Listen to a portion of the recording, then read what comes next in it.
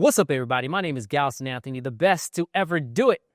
I have this complaints that now it's no more 95% of my followers or viewers have not hit the subscribe button. Is now 89. So thank you for making sure that you hit that subscribe button. But please, I need about at least 100% of the people that are watching to be subscribers. And don't forget to hit the comment section and all. Today's guest is particularly interesting. Well, you see, I had to make sure that I wear full my clothes on because this boy, he's got the pretty boy body. So, I didn't want to come out here flexing, I got some competition today. This man is a rapper. This man is an actor. He's practically the full package, and we're going to have a hell of a conversation. But before we start with that conversation, it is no other than JFlow, also known as Jesse Suntele. Lord, I hope I said that. Man, you actually nailed it. Nailed it. Yeah, There you go. Welcome. Thank you. Thanks for having me. I hadn't seen you since 2018. 2018, that's when we met.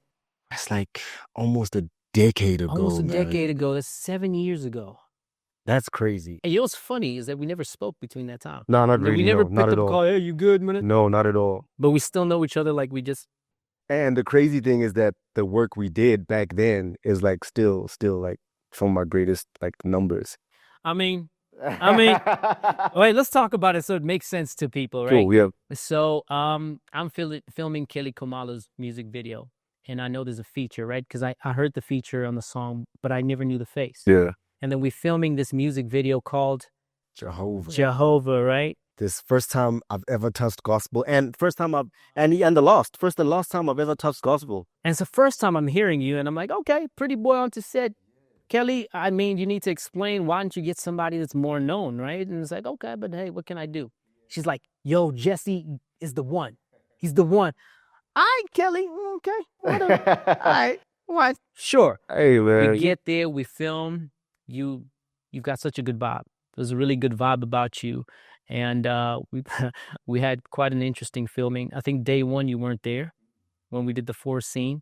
Then we did the beach scenes. Absolute gold, man. It was beautiful. Please, guys, you know what? Tell them where to find the video. 100%, because like I said, since then, I know it's an old song, but it's still just like, it's so good. It's so good. Like I said, it's still like some of my biggest numbers in terms of streams, in terms of views on the music video. And it just looks so good, especially what we did on the beach, man. The paid actor, the bird. Yeah, the bird that just flies just at the right time. There's that one line and the bird. It's crazy, man. Beautiful. And I was in my element that day, man. Like I was really in my element, in my artist, in my rapper element that day.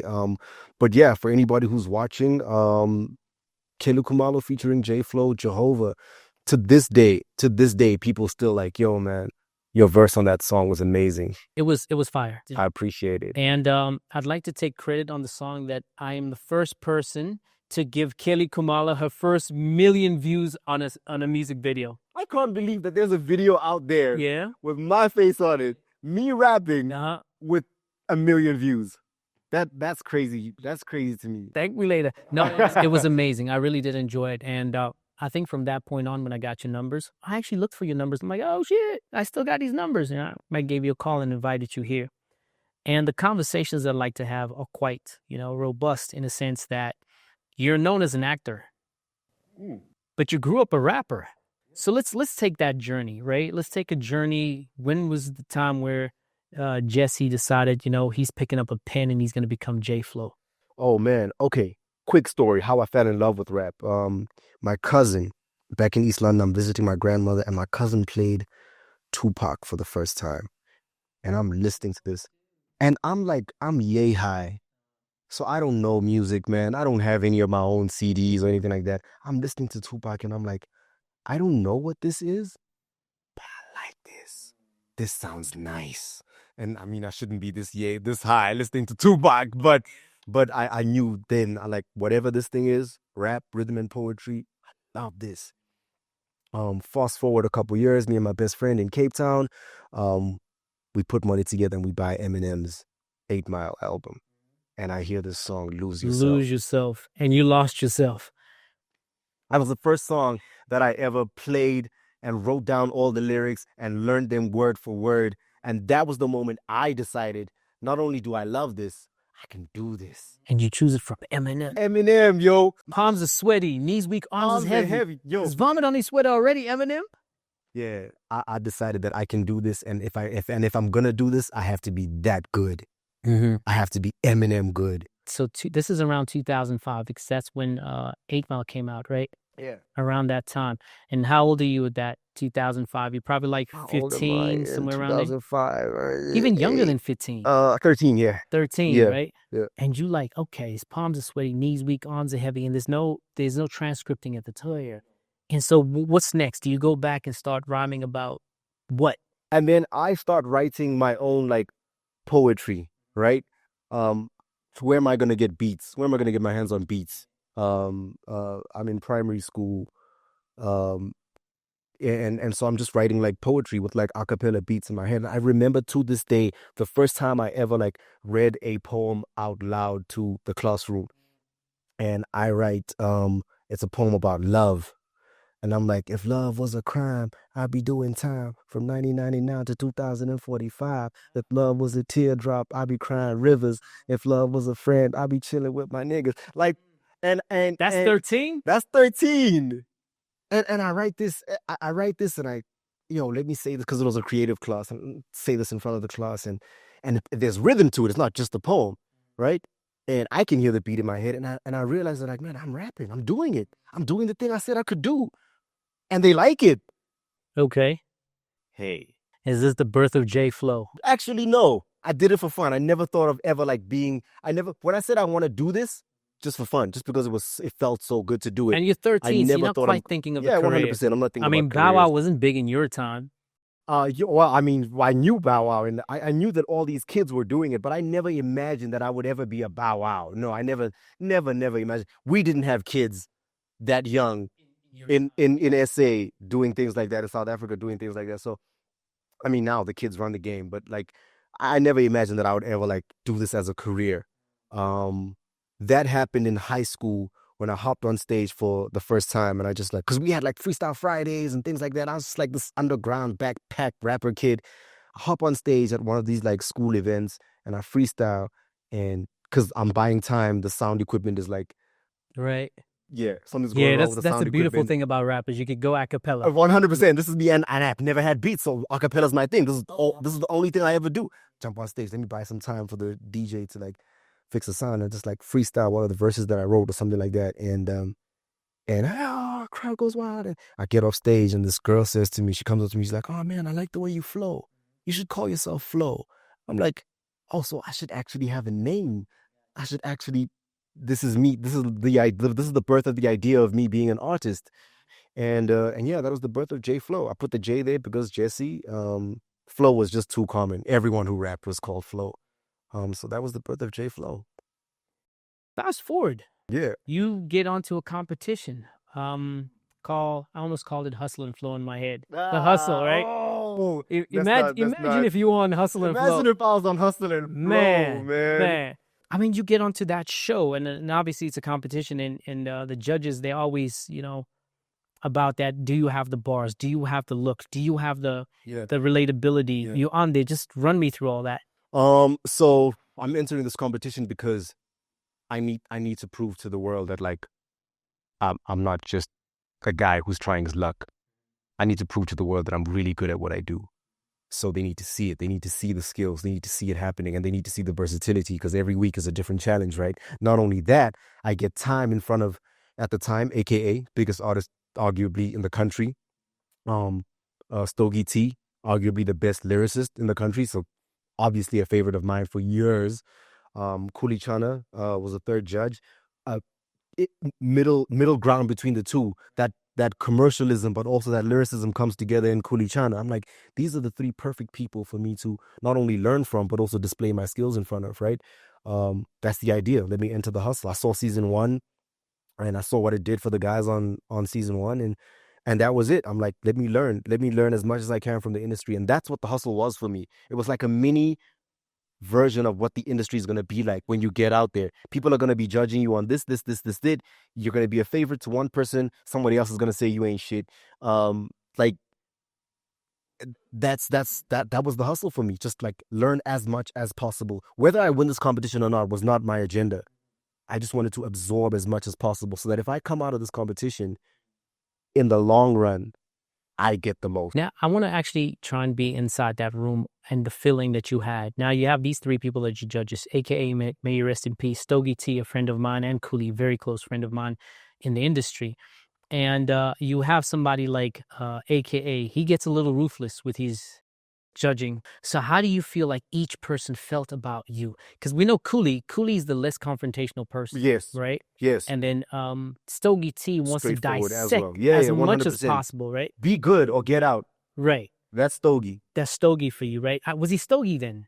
At the time, yeah, he was. Was he Stogie? He became was. Stogie. Okay. So how did each person feel about you from your experience? Like I said, Stogie was be good or get out. And I just needed to make sure that base I've covered.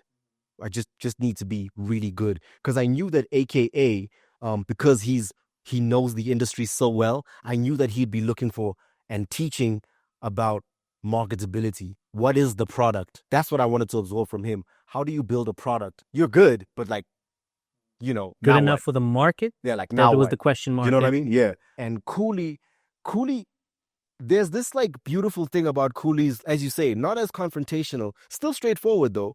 But it was very interesting how Cooley just wanted to feel something. And I thought, man, this is so interesting. If I could put all these three people's opinions together, because Cooley Chana's music is that, like, you feel something, man. You feel something, and that's, people don't remember what you do, right? They remember how you make them feel. Feeling, yeah. Right? And that's what Cooley Chana wanted from me. And I'm like, okay, cool. I take that opinion, carry it into the next challenge. I take that opinion, carry it into the next challenge. But I won't lie, it was tough. It was tough. I'm a kid. This is the first time I've ever done something like this.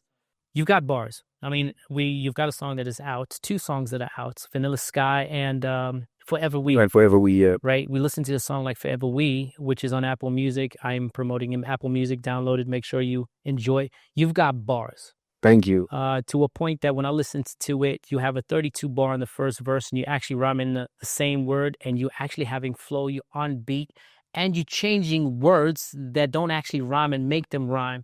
And you've got the ability to paint a picture. That qualifies you as a lyricist and somebody that should be reckoned with. Yet it's 2015, you're on the hustle, you've got the look, you are able to speak, and you're not blowing up. I get acting took a back seat, which we're going to get into that, but why didn't you get that level of buzz? If I look back, right, and I analyze it, right, I entered the hustle not knowing exactly what I was expecting out of it. And I think that showed that at the time, and this is what a lot of artists go through, an identity crisis. We don't know who we are as artists from the jump. We don't know what our sound is going to be. We don't know what our look is going to be. We don't know how to walk and talk. The artist, I was Jesse with a rap name and the skills to rap. But from challenge to challenge, and J. Cole had this problem for a long time coming up. He was like, the public was like, we're not really sure, especially when he dropped his first album. We're not sure. Like you've told us this whole time that you're like a storyteller and a lyricist. And now the album drops and the first single is with Can't Get Enough. Can't Get Enough with Trey Songz. Exactly. It's like, so what are you trying to tell us? Like, and who are you? In the previous, sorry, we just going to J. Cole. I mean, he dropped the upcoming, before the upcoming album. Who that? Exactly. Cole, World. And so we we're listened to expecting that yeah, in the album. And then the first single is Can't Get Enough. I need that. I heard you got a name chick. Yeah, we were disappointed. So those of us who did all the mixtape runs and like this dude is gonna be our next storyteller.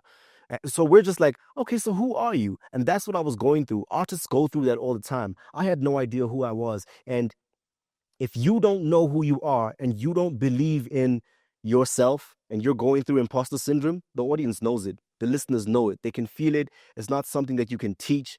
They know. They can tell that, like, this dude is still figuring. He's nice. We'll listen.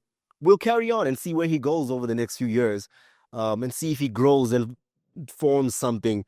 But until you know what you're doing, until you believe in yourself and you have a clear path, you can't make somebody else believe in it. You know what's beautiful about that? You're learning from your mistakes and taking accountability on that. And I'm going to give you 10 out of 10 points for that, right? Yeah. And now that we just closing that topic, just let people know where to get your music as well, besides Apple, Spotify, everything, All right. all major platforms. Just JFLO.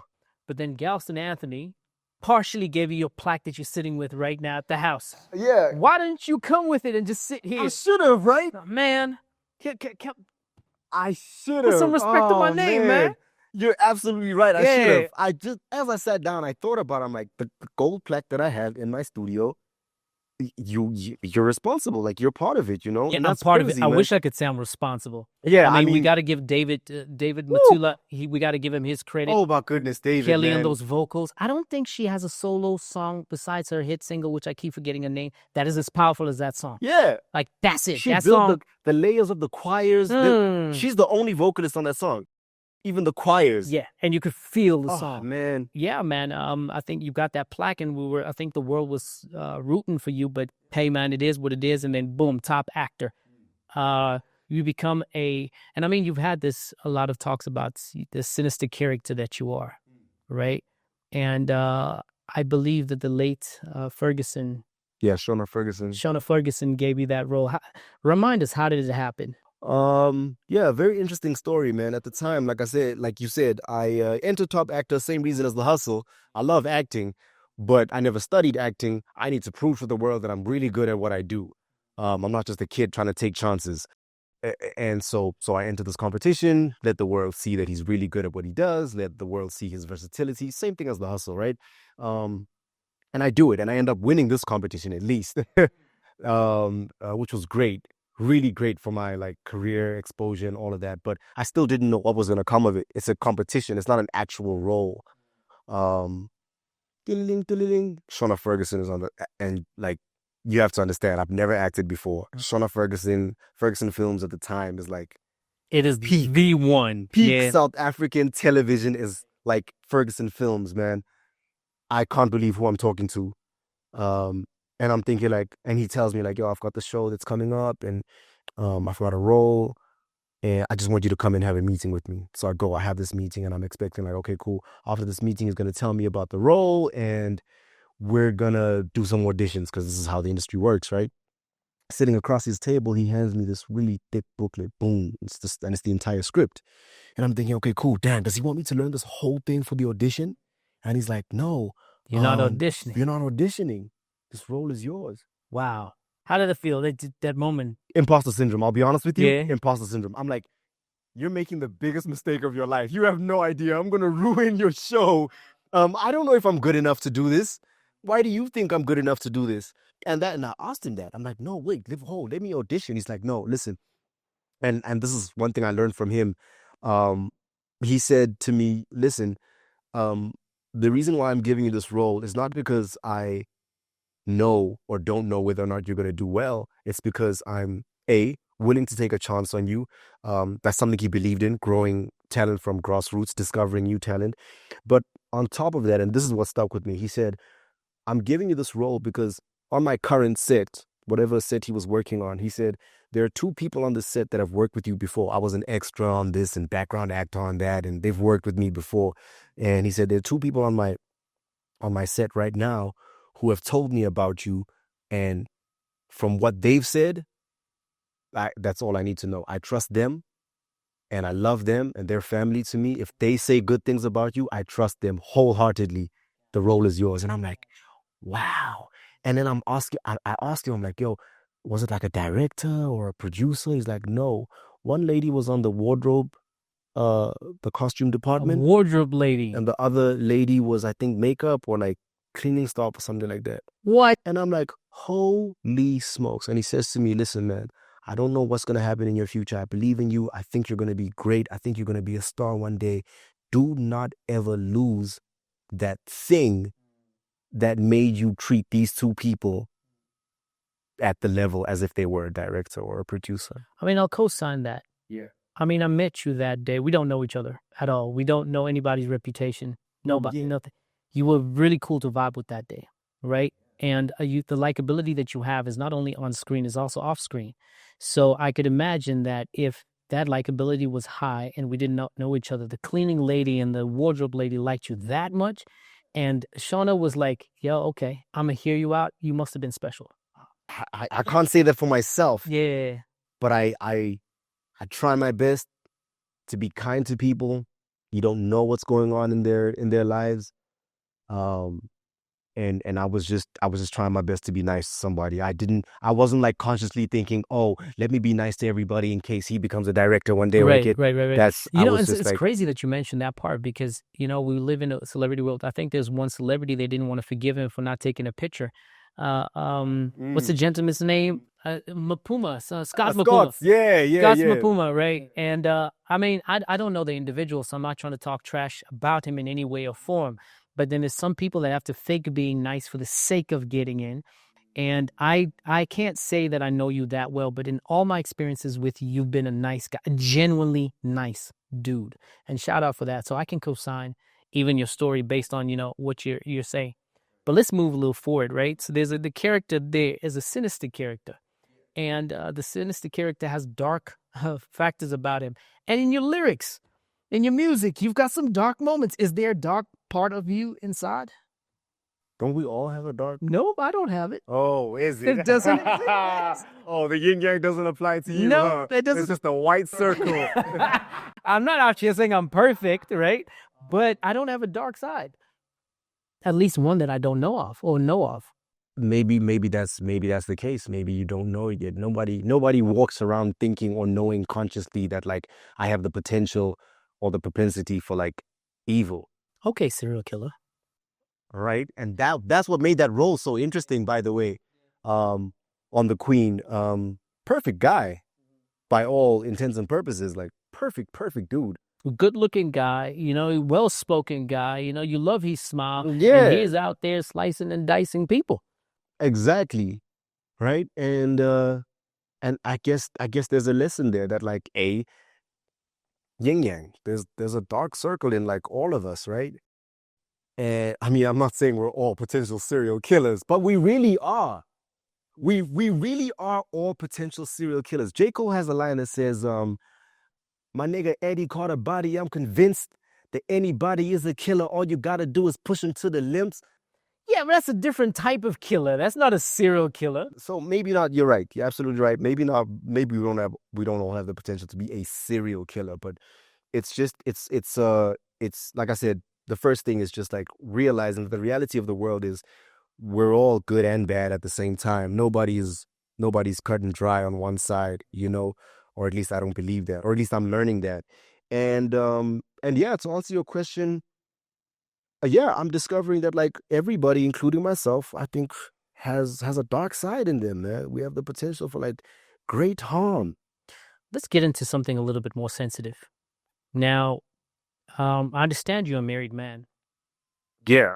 I believe happily, because I never asked that. Happily married? Yes. Any confessions you want to make? Yes, happily married. I can make sure that you disappear for a couple of weeks. No? None of that? Ow. I don't know. Just say you got kidnapped. I don't know. No. None of that. Okay, happily married man. So this podcast is not about scandals. It does not thrive on scandals in any shape and form. However, there is a lot of accountability and understandings that we need to get into. I believe that before you were married to the woman now you call your wife, there was a scandal that has happened, say infidelity. Now, the question is not how did it happen and all. The question becomes, when it happened, how did it affect your guys' relationship at that time? So, okay, cool. So without going into any particular details, just straight to answering your question, man. I'm listening to this behavioral psychologist, Jordan Peterson. And don't we just love that dude, man? Don't we all just love Jordan Peterson? Yeah. Don't you wish we were a lot younger and he was there and he would have raised us? Man, I would have been a much better man. Tell me about if I had known who Jordan Peterson was when I was... I mean, we discovered YouTube and just spent hours watching trash, man. And then he came about. And I'm like, wow, this is where I need to be. Dr. Jordan Peterson, I'm still trying to reach out to you to make sure that I sit you down on the chin. You give me that brainiac version of you. I'd love to have this discussion, but hey, It's about him today. Yeah. I wish I could sit down and talk to the man. You know what? One day when I have enough money, I'm gonna just book a session with him and just like go and sit down. That man understands human beings more than we understand ourselves. He's a behavioral psychologist. So I'm listening to Jordan Peterson, and he explained this in a way that I didn't know how to at the time. So to answer your question, it's so easy to say you broke someone's trust. What does that mean? Means that she cannot look at you the same way. Let me tell you how he explains this. He says that the fundamental, the main thing that drives human beings in any social environment is trust. Friends, family, lovers, whatever it is, business partners. I have to trust that I'm going to give you, you have to trust that I'm going to give you a quality product, and I have to trust that you're going to give me the money that the money worth, yeah. Right? Whatever, you have to trust that I'm going to show up today and do this podcast. And you almost didn't because you forgot. We got to talk about this trust. Everything that governs human social interaction is based at the deepest level on trust. And what happens when you take that away? Because you build layers on top of that. You build happiness, you build experiences, you value, build plans, moralities. All of that is sitting on that one thing, trust. And when you pull that away, all of that collapses. And what that does to a person is not only do they realize that they have no idea who you are. You've been together for years. They have absolutely no idea who you are, because everything I thought was ABCD is not that. They see you different. 100%. But not only that, they see themselves differently. And let me tell you, it's not just that's something we forget, hey? It's like, yo, let's just, I'm sorry, let's get over it. It's like, no, but I'm not affected by emotions as well. I'm no longer sure of who I am now. Man, it's not even, it's that, right? And let me take it deeper than just my confidence is a little broken. I look at myself and I'm not sure. It's so much deeper than that. It's, if I trusted you with all of me and you turned out to be something different, then who am I? I thought I knew what I was doing in my life.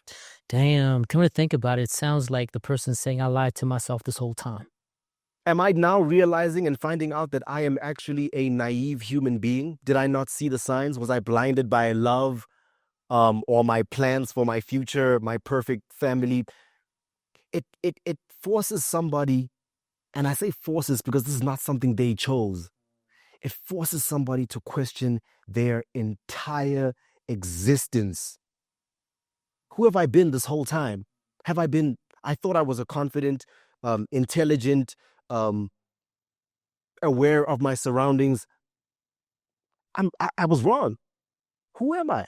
And what makes it worse is that it's gone public, you know, and she's not somebody who's in public, so I don't know how she handles public scrutiny.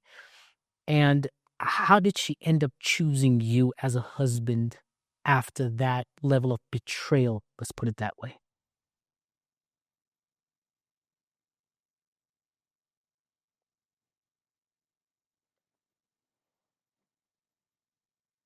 I don't know. I wish I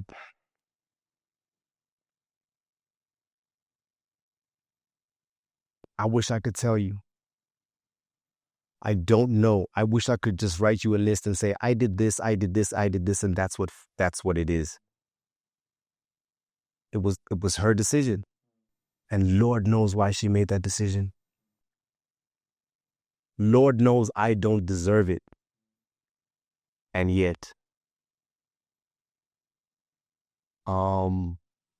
the idea here is not to find ways to open wounds, because at the end of the day, she listens to this and there might be talkability about this, you know, and go through unnecessary nostalgia. But the idea of asking this question is, my brother, how much accountability did you take for us to learn from? Because as many of us as men that we fall before our women. Yeah. So it tells us something not only about you, but also about her and y'all as a unit. and I'd like to give, some props to that, to say shout out to you, because she must have seen a man who made a mistake, not a piece of dirt, and walked away. And look, I don't think I'd have the opportunity to have a conversation with her to this level, but to see that your family unit is still moving and you'll have a beautiful child together, 1.5 years old, that's a big shout out to you, man. To those cameras and everybody watching, I want to say, look, I look at you, younger than I am by a good margin. And I went through something similar to what you went through, and it didn't survive. Yet you did. So I can learn from stuff like this. You understand? And I can imagine a lot of other people could learn from that. So big shout out to you, and also big shout out to her. I think it's I have to say this, man. I think it's very dangerous to say. I mean, I appreciate it. I know where it's coming from. I think it's very dangerous to say shout out to me. I don't. I stick by it.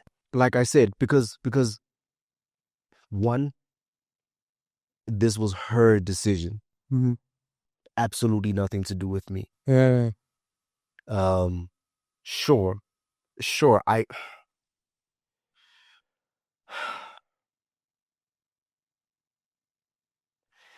think it's very dangerous to say shout out to me, man. It's like I knew exactly what I was doing, and I knew exactly how this outcome would turn. I knew she would take me. I see. Back. I didn't. I see. I didn't. Now, obviously, I'm looking at it from external. There's obviously internal, bedroom politics, that it's much deeper than that. I mean, she, how you explained it is that obviously the betrayal was deep, and yet she still chose you. I get all that. But let's look at it from the outside. I'm not speaking for the crowd or everybody else, but I'm speaking as a man who's been in this industry for a long time, who's been a man, who's been married, and to say that anybody who at least sees himself as a self-respecting man can look at you and say that that woman had the right to walk away, but she saw something in you, right? Whether she used prayer, whether she used advice from the family, she saw something in you. And partially of the reason why she stayed with that decision she made is because there was something within you. The same cleaner that said, hey man, Shauna, that's the guy. She saw something in you as well. And look, again, I don't think I would have the opportunity to speak to her, but I'm vouching for you in that regard. And shout out to you and her for y'all still being together. I'm vouching for you guys. I'll tell you this much. Like I said, I don't deserve this woman. I am the most blessed and luckiest person on the planet. This was before anything ever happened in our relationship. I was already the luckiest and most blessed person on the planet to have a woman like this. We could, if you have another 5 hours, I could talk about, you could break it down for how me. amazing this woman is. And I'm not just saying that because I'm being biased. I am being biased, but I'm not just saying that. I mean, knowing human beings, it's that, right? I'm extremely blessed. I don't deserve her, but it's like you don't know what you're doing. As human beings, we don't know what we're doing, man. We're like bumping our heads through life. Nobody knows what they're doing. Nobody's done this before, and nobody's come back to tell you, hey, yo, this is how we're bumping our heads through life trying to figure it out.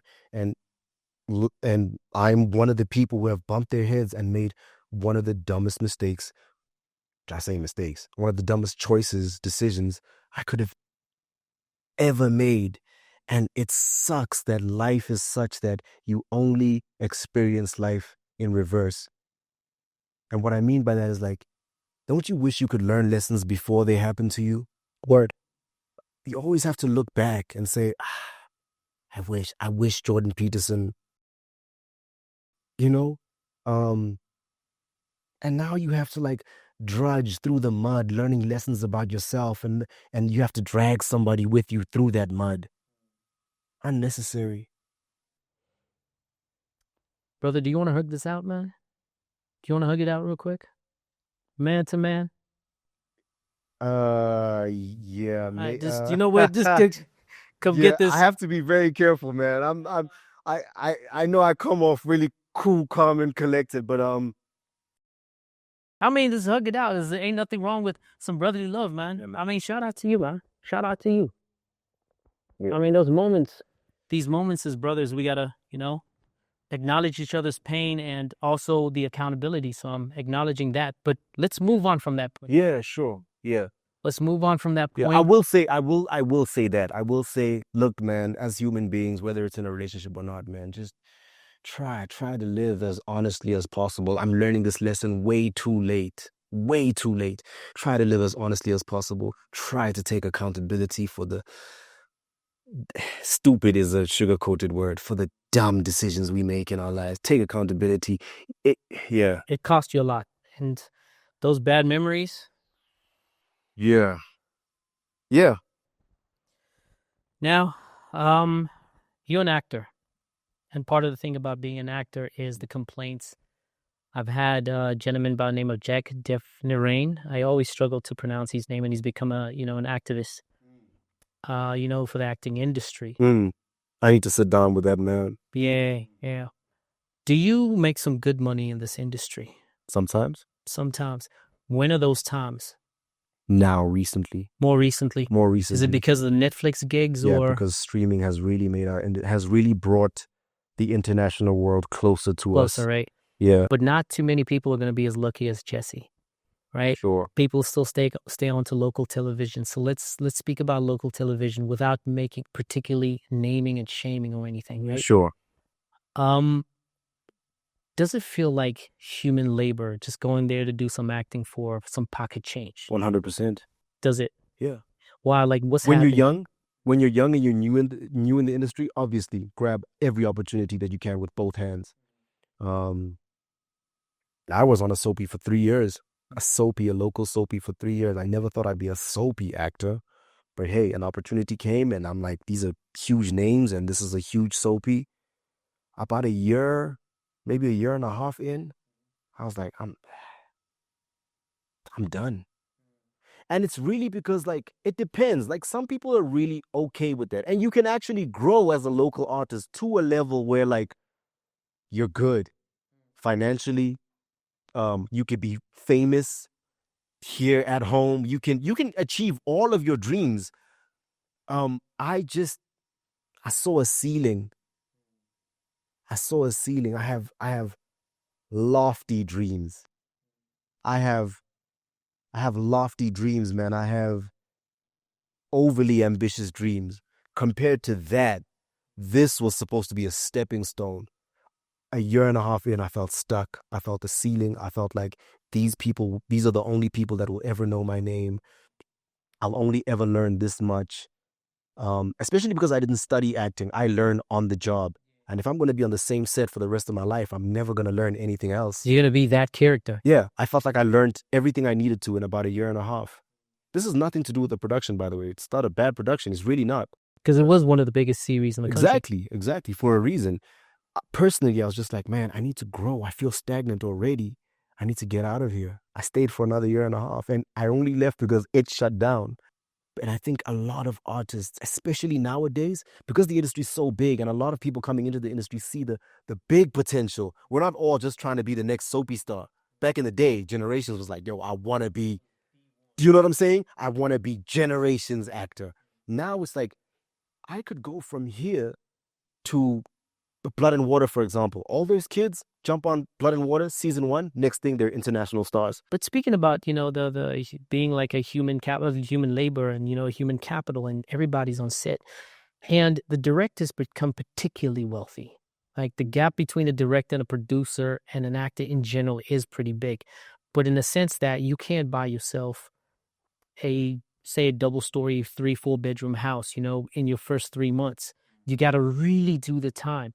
And the thing is, you guys are like representing the nation. You guys are the nation. I mean, you walk down to the store and you are that character, right? You embody that character so much so that without you in the TV show, it's quite pulled out. How does it feel that the role that you play is far bigger than your check? That feeling. I mean, you're 32 now. When you're 42, what you think you're going to feel versus what you're feeling now? I mean, when I'm 42, man, I have a couple Oscars. It's going to be very different. It's going to be a different ball game. God willing. It's such an interesting thing, man. It's like a bit of a paradox, right? On the one hand, this is what we've been taught all our lives as creators. You got to pay your dues. So it's going to be a lot of hard work and very little return for a very long time, right? And you believe that. So to a certain extent, you're like, it's okay. Let me just put my head down, do the work. And you should put your head down and do the work. You should focus on the work more than anything, right? But on the other hand, it's like, I know what the potential is. I know that, like, first of all, you're fighting a system like Jack. You know that there's systems in place that are keeping you from, and that can feel very unfair very quickly. It would be different if, like, you couldn't put your finger on it. Like, as you asked me earlier on, maybe the audience just doesn't feel you for some strange reason. That's something you can't really put your finger on. That's something that you can't really control. To find out that there are systems, other people responsible for your lower paycheck or your lower opportunities or whatever the case is, that can feel very unfair. That hurts. That has to hurt. That sucks. There are people who actually sit in a room and make a decision to gatekeep the hell out of you. And it seems to be, worldwide, but let's talk about South African, but it seems to be the culture of South African media, the gatekeeping. Why do you think, from your perspective, that happens? Now, I have to understand that I'm going to ask you a question, and you might put yourself in a position where you start getting gatekeeped because of the answer that you give. I mean, let's see. Yeah. And this is not, guys, I'm not hoping for this, right? I obviously want to see him prosper, win, and more. But the thing is, maybe those gatekeepers don't understand the pernicious work they're doing. You know, let's give them the benefit of the doubt. But why do you think it's happening? And how is it happening? I have opinions.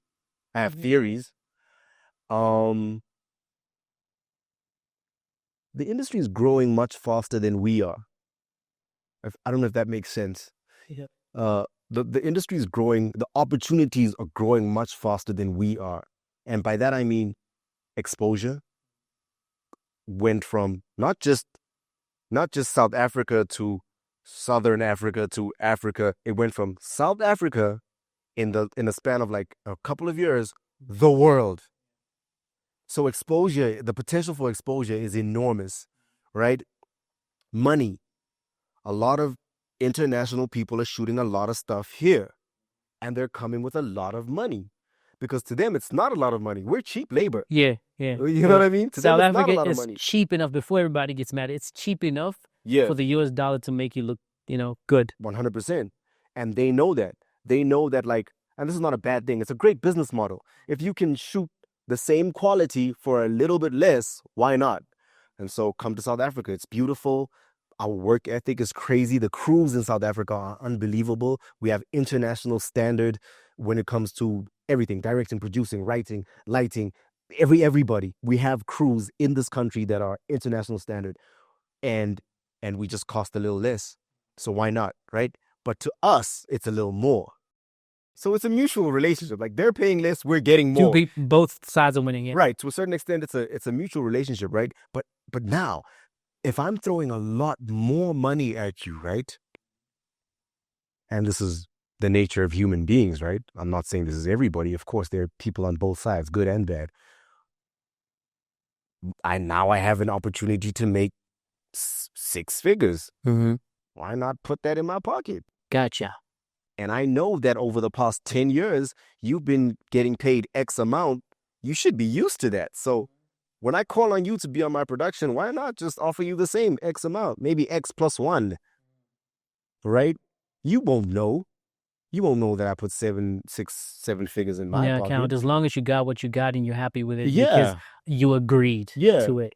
Yeah, there's that theory, right? Then there's also the theory, and I think this is happening in creativity in general, music on the music side as well. The people behind the scenes, you'll judge for yourselves if this is like a good thing or a bad thing. The people behind the scenes want to be celebrities too.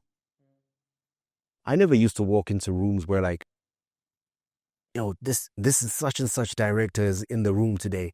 Do you know who that is? You should. Do you want to, you should do some research on who this is. Like, I didn't grow up like that. In this industry, I'm like, make sure you're good at what you do. Do that in front of the camera, in front of the director, in front of whoever's auditioning you, and the rest is in God's hands. Now I have to know who you are, shake your hand, smile the right way, know who and how, and I have to know the clique you're in. And as you say, like, you know what I mean? Now I have to do that too. Because these people also have to have a name. It's never been like that before. I don't know if this is a good or a bad thing. Maybe it's a good thing to a certain extent that they're getting recognition on a broader scale for their work as a director, as a writer. It's a good thing. You should be known for what we all want to be. Quentin Tarantino. We all want to be, you know what I mean? But famous for your work and celebrity come with a little, you know, some differences. And I think some people, it's so strange, man. It's so strange to me how like that's reason enough for somebody to say like, oh, you don't know who I am. It's kind of weird. I'm the best to ever do it. I'm not gonna work with you. Do you know how many films I shot? Do you know what I've done? Yo, cut his check. I want him to get 15% less because he did not know who I was. Dude, with all due respect, I don't know who you are, but you also don't know who I am. And it's just a matter of our work hasn't crossed each other's paths. It's not like I look down on you or you look down on me. That's not what it is. Our work just hasn't crossed. Now I'm going to work with you and now I'm going to know who you are. And this is going to be a great relationship. Ego in our industry is a big thing. There's no doubt about it. You know what? That sums it up. Yeah, ego is a massive thing. And the thing is, nobody wants to take that step back. But like, he has an ego. It's necessary right now. Let's talk about it. I've said, they just have to win right now. And they got to make sure they step on you as much as possible. And that's the sad thing about our industry. But now that you're a Netflix star, you're not just anybody now, right? You're a Netflix star. And you did a movie called Meet the Kumalos. Oh, man. All right, I watched it. How much fun? I watched it. In it, you were a son to somebody who you're 8 years younger than. Right? Shout out to Kanye Bao. I invited her to the show, but she's like, you'd have to fly to Dubai. Oh, yeah. Like, who's going to pay the cost? Oh, yeah. Yeah, so I got to fly there, to have this conversation with her. And she was your mom, and you were the son. I want to talk about that dynamic first. You still managed to play the teenage kid, and you're in your 30s. That's like chopping your numbers in half. Yeah, I mean, look, he was in his 20s, but yeah, man, I think there are multiple elements that make that happen. Yes, I have to do my part. I have to really try and play younger. That means I'm a little more naive. That means I have a little less life experience. I can't be talking like this. Mm-hmm. You can't be mature. Like, you know what I mean? You gotta just be slightly airheaded. Yeah. I'm making mistakes. I'm making dumb mistakes. I'm a kid. I don't know what I'm doing, right? I have to keep that in mind. That's the character, right? And then other elements make it much easier from the people you're playing alongside, right? So Kanye is an action, and Kanye switches into mother mode. And I've never experienced mother Kanye, so the character is the first time I've ever experienced her. And I'm like, okay, this is going to be easy. Because immediately when she switches, I feel like, oh, this is my mom. Like, oh my God. You know what I mean? That helps a lot, man. Being able to play alongside characters who also do the work. And there's other elements, like just the writing is also really good. It's written in such a way that I don't have to do too much work. It's written the character, the way he does things, and the interactions that he has with his girlfriend and his mom and his dad. And these are, And the powerhouse in terms of the actors, the cast, for example, Ayanda was there, Ayanda Baroto. And it is the first time that I knew your girlfriend on screen. Is she single? Does she have a man? Because if she doesn't, I want you to link me up. As far as I know, she is not single. Sorry, brother. God. Sorry, brother. No, as far as I know, she's not single. She's not single. Damn. Because if I was gonna hit DM. Yeah, and he's a great guy. So he's a great guy. Yeah. Oh man. Yeah. Man.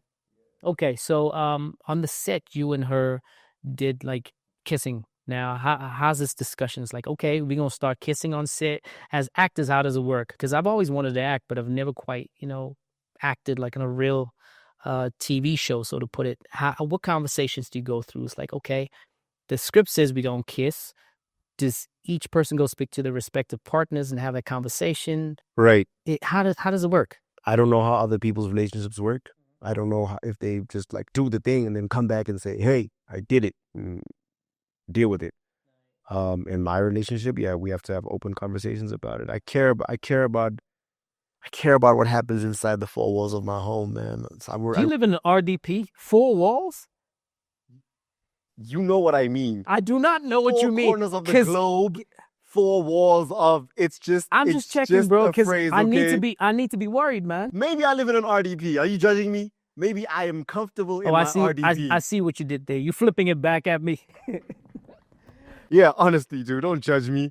I have to. I just, yeah. It's good. It's healthier to have open conversations about these things. And I've recently decided that, like, I think I'm at that point in my career, because for the longest time, because I've been typecast for so long, it's been hard for me to make to come to a consensus with writers and directors that I want to do less or even none of that, right? That means no work, because all we see you as is that guy. Same guy. You know what? And I wanted to mention that, you know, the character that you played. Look, I can't sit here and say that I've seen character on character on character on you, but it was good and really nice to see this light-hearted character of you, right? And I also appreciate the movie because it's one of the very few South African films that is very, very lighthearted and very wholesome. If you have a 5, 6-year-old kid or 12-year-old kid, you could sit and have a movie night and watch, you know, something that they could relate to as, you know, South African. So shout out to the director and the scriptwriters and everybody. Jay and Moodley, shout out to her. This is something she told us before, during, and after. That's just something she believes in. That's just one of her core values. She likes making family-friendly stuff that she can sit down with her family and watch.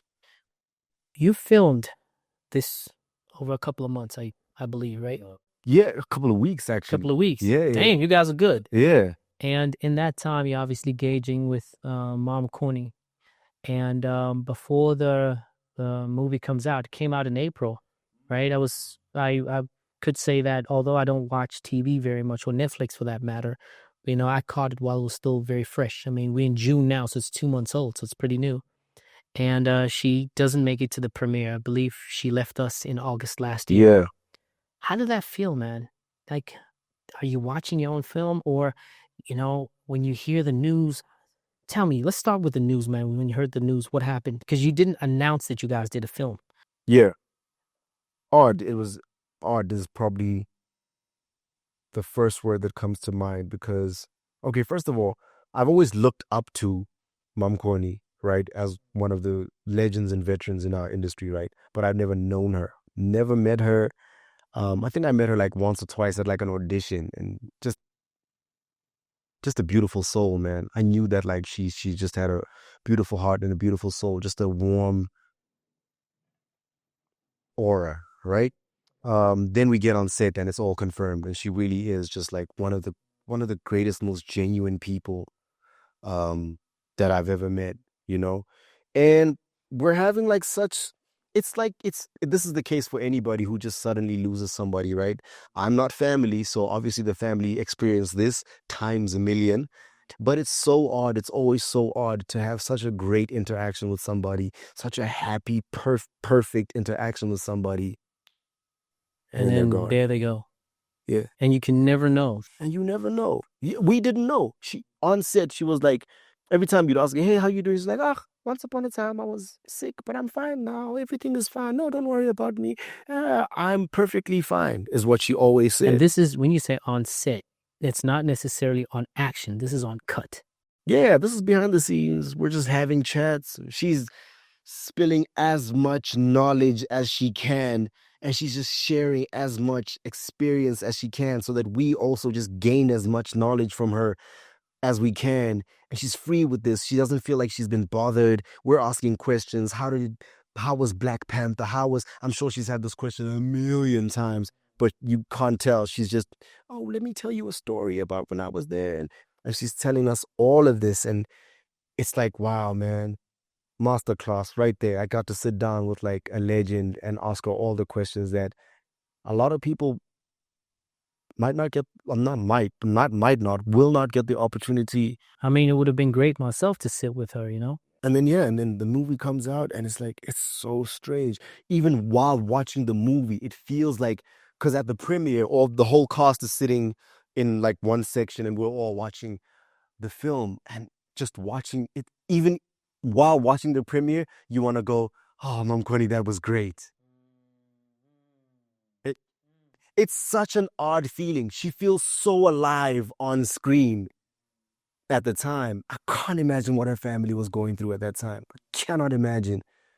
Um, you want to say, "Oh my God, you did so well." You want to congratulate. You want to laugh with her. That was so funny. How did you? But you know what I mean? It's like when AKA left us with this album that he'll never perform. You know, the AKA thing, I wish I get the opportunity to talk about it, because AKA, I knew him since he was in high school. And I met him when he was in the 8th grade in his school because I was meant to go to his school, right? And I met him then. And 3 years later, when he finishes, he does his matric, and then I meet him again. And then I got reintroduced by a friend. And then, he has his whole career, he blows up. And Like, I wish that we got to see, because my favorite element of AKA was watching him, not just listening to him. Watching him perform on stage, he embodied just something else, man. And I wish we got to experience seeing that album on stage. And we'll never, we'll always just experience the audio. It's great, but I mean, I feel like that's the lost element of the AKA persona. Yeah. now losing all these greats. Yeah. We speak about AKA, we speak about Mom Coney, and there's also a couple other greats that you had interactions with. And we hope you live long, by the way. We pray for you to live long. We pray for you to not only live long, but give us some more great movies. I hope you live long to give us some music, so at least get another platinum, You know what I mean? A gold at bare minimum. I'm looking forward to that. But the question I want to ask you, twofold question. Question number one is that as a music artist, where do you want to see yourself? Because right now you're an actor, you're not a music artist, right? At least to people. Where do you want to see yourself as far as that's concerned? Number two, the actor, Jesse. What role do you ever see yourself playing? And what reference can you give us like, yo, I could play that guy? Oh man, that is a tough question. That one, I could answer the music one a lot easier. I'll get into the acting one. So as a musician, for the longest time, I put myself under so much pressure to figure this thing out, whatever that meant. What does that even mean? I learned from Rick Rubin that creativity is something that you can't control what happens to it once you let it out into the world. And so I'm at that point of my creativity when it comes to music. Any and all ideas because the problem or the other side of trying to figure it out is that you assume that there's a right and a wrong way of doing it.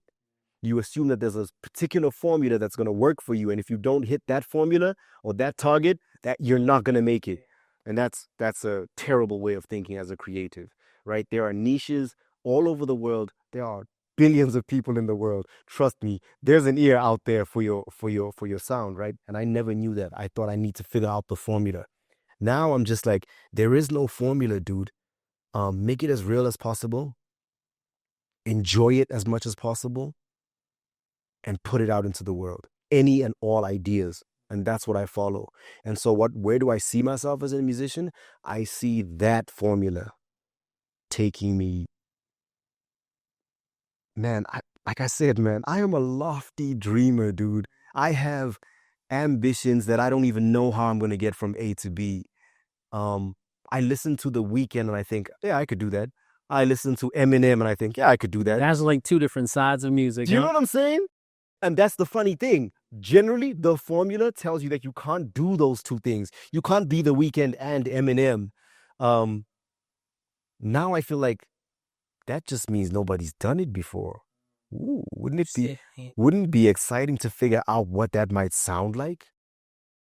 Yeah, maybe that doesn't work. Maybe I try it and that doesn't work and I say, okay, not Eminem, let's try some J. Cole. Okay, maybe that's feeling good. Maybe it's not The Weeknd, maybe it's Black. Maybe Black and J. Cole sound really good together. Maybe that just means that's exciting for me. I can't wait to be an artist that nobody, when I listen to JFlow, I can't get this from anyone else.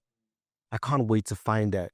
And that's only going to come to me the more I experiment and the more I send out into the world.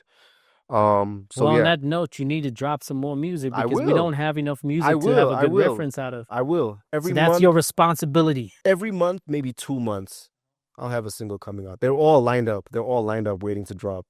So the work is there, which is different to what I've had in the past. When I was following the formula, it stopped me from making so much music. I'd have one song every year, 2 years, because that's not the formula. I can't release that.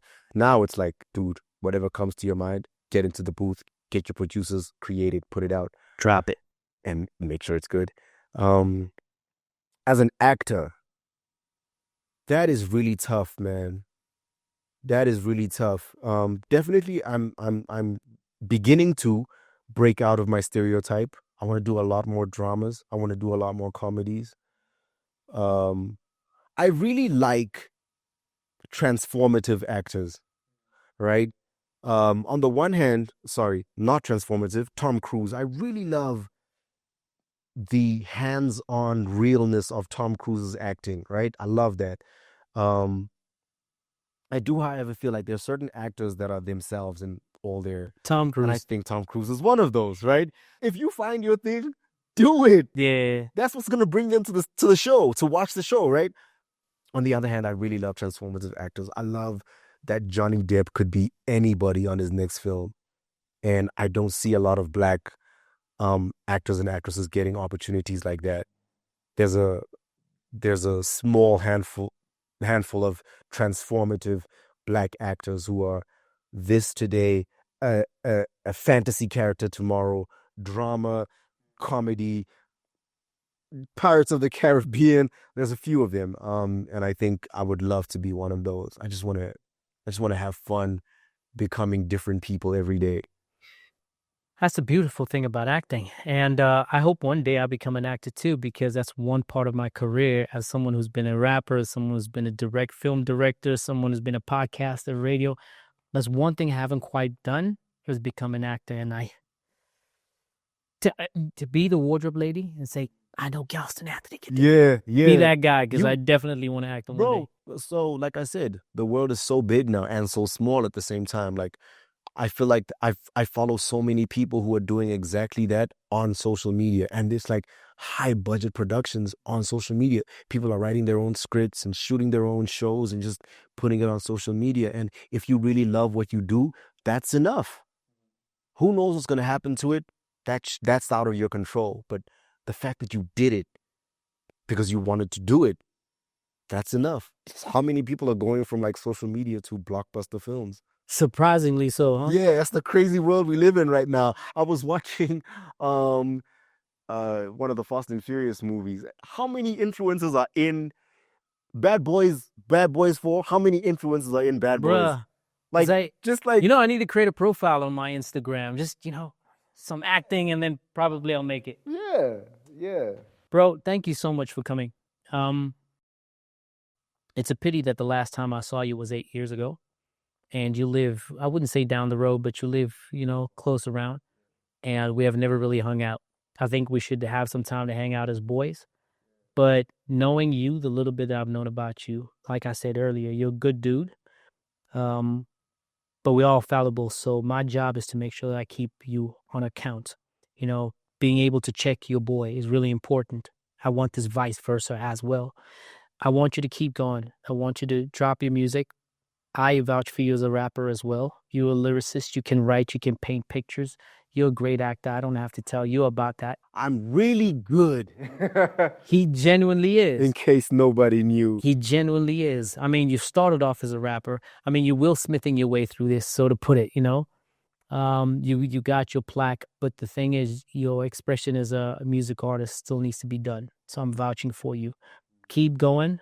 I'm proud of you as a man. Not just as the artist. I'm proud of you as a man. Keep that good man, good heart up. Many of us can learn from you and are if they're not already. And bro, keep dropping them Netflix stuff, man. Thank you, man. Be the superstar that you are. Thank you so much, man. I will do my best. And that's all I can really offer, man. But I mean, genuinely do my best. That's all I can offer the world, man. That's all we need. That's all we need. Yeah. So, like, comment, subscribe. Because I spoke to a man has a lot of talent. various talents. And I am promoting his music because I am particularly a fan. I wouldn't say a fan. I would say someone who's become very interested in his music, right? Let me not lie about it. I do not want to be a liar. Someone who took a lot of interest in it, and that's why I'm trying to push it as someone trying to co-sign. Now, only you can determine how powerful my co-sign is by you going to Apple Music, Spotify, whatever forum, and look for JFlow and look for his 2 songs, Forever We and Vanilla Sky. And I remember the names of the songs because I listened to them. And make sure that if any comments that you have that can help us grow this channel, please do. And I have to tell you this over and over. Like, comment, subscribe, because it helps the algorithm. And it makes sure that I make money to keep this going, because I could tell you now that, damn, podcasting is real expensive. But your boys got to give you what your boys got to give you. So until next time, it's peace out.